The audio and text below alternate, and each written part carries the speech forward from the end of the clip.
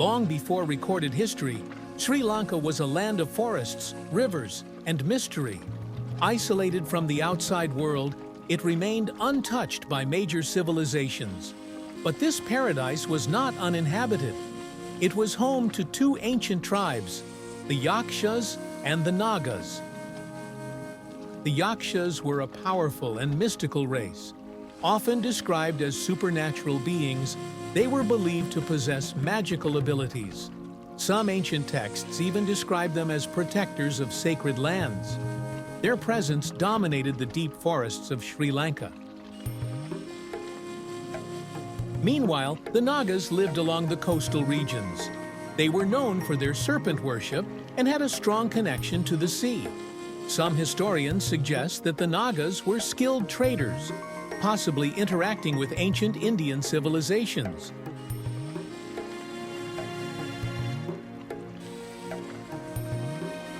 For centuries, Sri Lanka remained home to these mysterious tribes, but everything was about to change. A new force was approaching from across the ocean, one that would shape the destiny of the island forever. This is where the story of Prince Vijaya begins. Our story begins in the powerful kingdom of Sinapura, located in ancient India. This was a land of wealth, culture, and royal traditions. At its heart ruled King Sinabahu, a mighty ruler whose story itself was legendary. King Sinabahu was no ordinary ruler. According to legends, he was born from a union between a human princess and a lion. His wife, Queen Sinhasivali, was of noble blood, and together they ruled with wisdom. However, their son, Prince Vijaya, was nothing like them. Prince Vijaya was wild and unruly. Along with his followers, he caused chaos in the kingdom, disrespecting the laws and angering the people. The citizens, tired of his misdeeds, pleaded with the king to take action. In response, King Sinabahu made a painful decision. Vijaya and his men were to be exiled forever.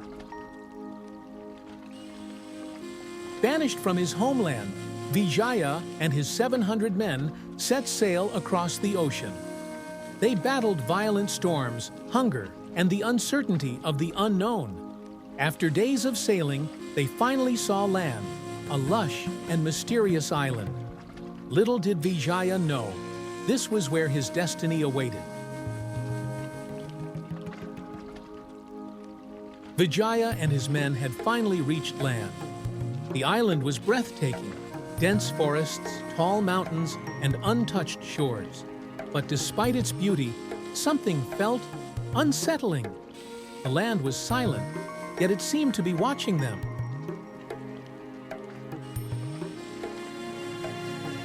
Unknown to Vijaya, they were being watched. In the heart of the jungle lived Kuveni, a Yaksha princess. She was no ordinary woman. She was said to have supernatural powers. For years, she had tricked and captured travelers who entered her land. But this time, things would be different. As night fell, Vijaya and his men wandered deeper into the jungle searching for shelter. In the distance, they spotted a grand yet eerie palace hidden among the trees. Cautiously, they entered. Inside, a woman sat weaving golden threads, her expression unreadable. Sensing something unusual, Vijaya gripped his sword and demanded to know who she was. The woman, startled but calm, looked up. She was Kuveni, a Yaksha woman who lived in the palace. Terrified, Kuveni fell to her knees. Instead of fighting, she begged for her life. She promised to help Vijaya take control of the land if he spared her. Vijaya, sensing an opportunity, agreed. That night, Kuveni turned against her own people and revealed the secrets of the Yaksha kingdom. With Kuveni's guidance, Vijaya launched a surprise attack on the Yakshas. They were caught off guard, and many fled deep into the jungle. The once mighty Yaksha kingdom had fallen. Vijaya had won, not just a battle, but a kingdom.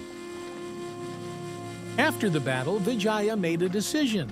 He would stay, but he needed help to rule this new land.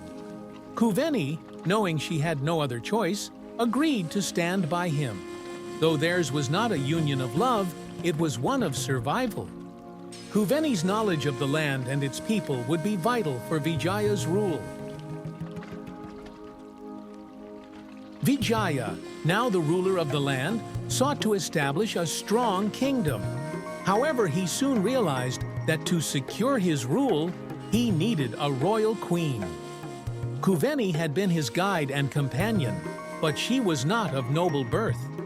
Determined to strengthen his reign, Vijaya sent a message to the kingdom of Madura in India, requesting a princess to be his queen. When Kuveni heard of Vijaya's plan, she was heartbroken. She had given everything to him, her loyalty, her people, and her love. But now she was cast aside. Vijaya ordered her to leave the palace, and with sorrow in her heart, she took their 2 children and disappeared into the jungle. Kuveni returned to her Yaksha people, hoping for forgiveness. But she was met with anger and betrayal. To them, she had helped their enemy. They saw her as a traitor. And so, in an act of revenge, they took her life. Her children, fearing for their own safety, fled into the wilderness, vanishing into history. Not long after, a princess from India arrived to become Vijaya's queen. Their union marked the birth of a new royal lineage, one that would shape the history of Sri Lanka for generations to come. Under Vijaya's rule, settlements grew, and the foundation of the Sinhala civilization was laid, forever changing the course of the island's destiny. As the years passed, King Vijaya found himself without an heir to carry on his legacy. Fearing for the future of his kingdom, he sent a message to his younger brother, King Sumita of India, asking him to send one of his sons to rule Lanka after him. Before an answer could arrive from India, King Vijaya passed away, marking the end of Sri Lanka's first recorded king. With no successor, the ministers ruled the kingdom temporarily, waiting for the new king to arrive from India. Upon receiving the news, Sumita's son, Panduvasdeva, honored his uncle's final wish. He set sail for Lanka with a group of nobles, bringing with him a new era for the kingdom. After a long journey, he arrived on the island and was crowned as Sri Lanka's second king, continuing the legacy of his uncle, Vijaya. To strengthen his kingdom, King Panduvasdeva married Princess Padakachayana, a noblewoman of Indian royalty. She arrived in Sri Lanka along with her 10 brothers, who would later play crucial roles in shaping the kingdom's governance. King Panduvasdeva and Queen Padakachayana were blessed with children, including Prince Abhaya, their firstborn son. But when their daughter, Princess Sita, was born, the royal astrologers made a shocking prophecy. Her future son would kill his uncles and take the throne. This prophecy would change the fate of the royal family forever. Fearing the prophecy, Princess Sita's 10 uncles decided to take drastic action. They confined her in a heavily guarded chamber, hoping to prevent her from ever having children. But fate had its own plans. Despite her confinement, Princess Chitra fell in love with a noble warrior, and their love remained a secret. But soon, she became pregnant, an event that would shake the entire kingdom. When the uncles discovered Princess Chitra was with child, they became furious and ordered the baby to be killed. But a loyal servant helped the newborn escape, carrying him far away from the palace. This child was Pandukabhaya, the future king who would fulfill the prophecy.